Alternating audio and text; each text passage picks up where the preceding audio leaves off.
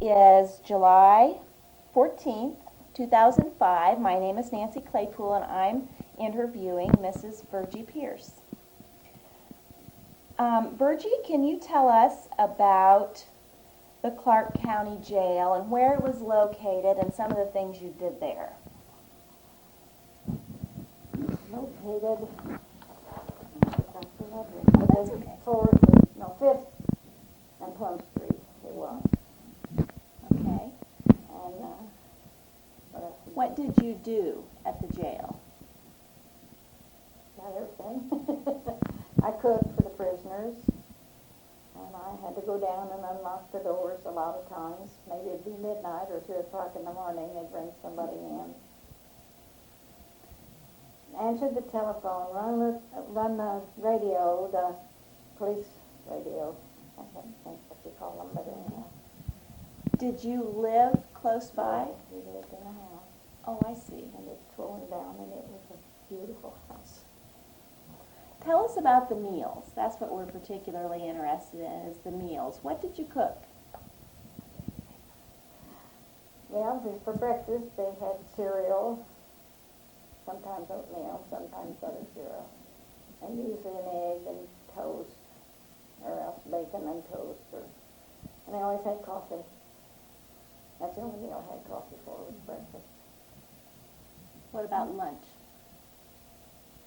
Monday, they had beans, cornbread, and I either usually fried potatoes, and I either had slaw or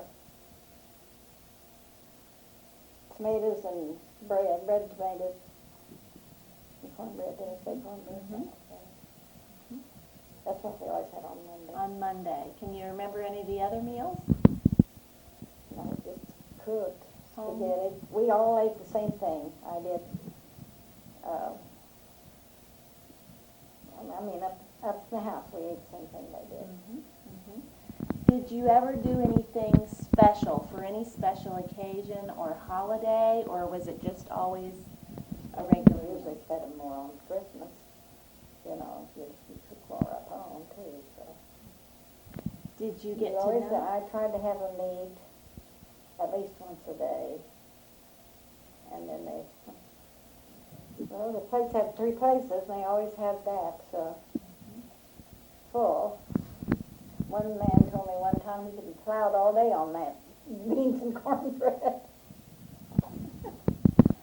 Did you get to know any of the people? Oh, kind of, sometimes.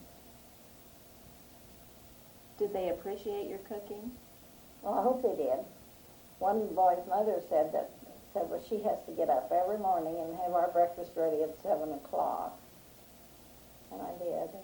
And sometimes it was 1 or 2 and I got to bed. Did you cook for any other establishments or just the jail? Just the jail. How did you become involved in doing that? My husband was a deputy.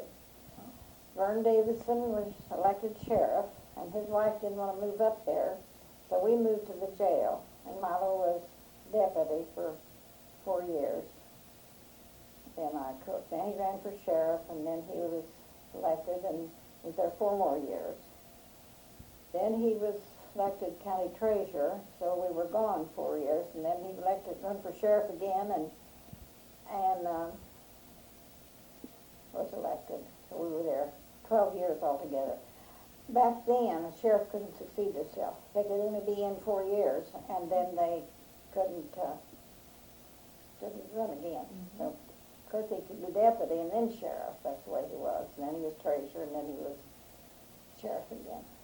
So did you get paid for doing the meals, or was it just part of the family budget? No, they paid me for the meals, and that's what we lived on.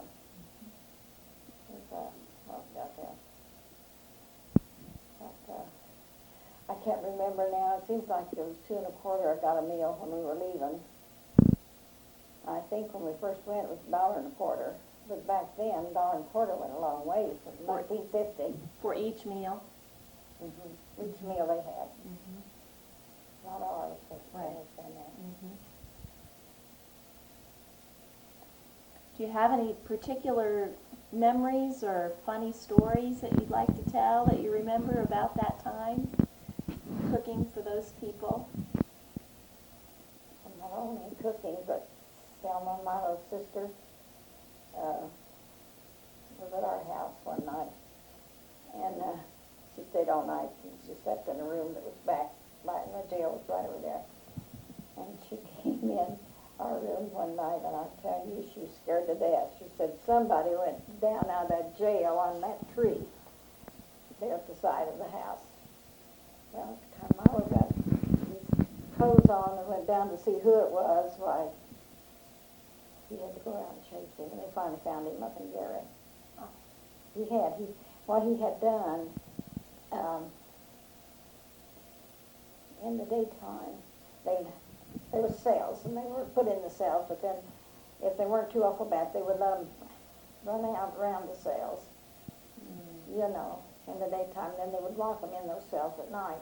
Well, this guy, when the turnkey turned them in, or put them in the cells, this guy, he was kind of old, and he didn't notice, and this guy jumped up on top of the cells, and then that night he would take and pull, the roof was metal, and he pulled that roof down and down and down till he could get out, and that's how he got out there. That's interesting. Well, is there anything else you'd like to add? Okay. Always had to have birthdays and Christmas and everything in my house because somebody had to be there to answer the telephone, and I never went to anybody's house hardly at all So you for all those years. So. You never got out much? No. Because you had to mind the store. That's interesting. Well, thank you very much. We appreciate this, and we'll be glad to add it to the history of Marshall. Okay. So thank you very much.